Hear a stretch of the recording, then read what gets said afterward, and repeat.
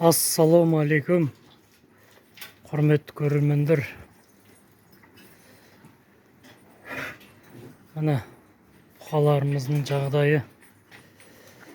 Мына қызыл қалмақтарға бұйырса 4 айға жақындады. Мына қалған месиналар 3 ай болды. Мына қызыл қалмақтар 1 ай алдын келген. Кезінде 200 мыңға алған. Естеріңізде болса.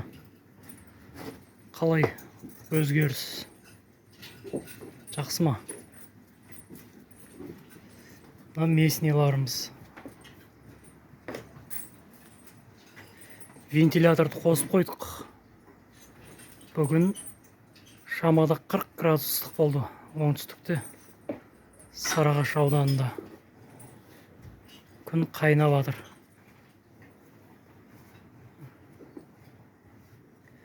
Енді мен бір түсінгенім,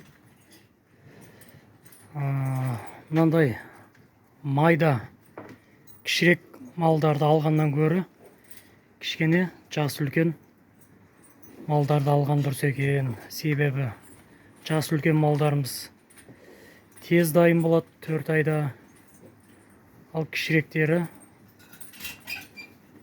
6 айдан аса тұрады.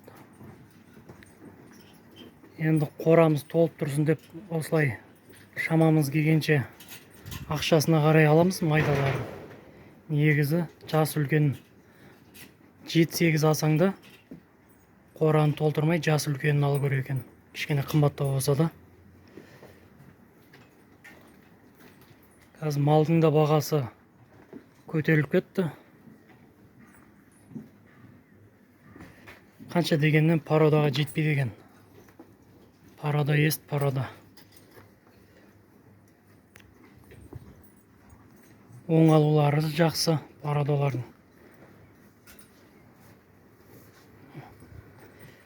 Вентиляторымыз қанша тоқ жейді деп комментарияда сұраған екен. Бір лампышканың күшін жейді мынау. Бір вентилятор, бір лампышканың тоғын жейді.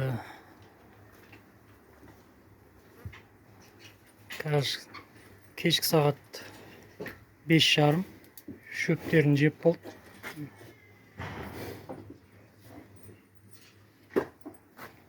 Ноқталары кешегіде қиып қажап, мына біреулері босаттым қазір. Осылай малдарым семірген сайын, өскен сайын ноқталары қысып, байқап қарап тұрмасаңыздар, қажап тастайды малдарымызды.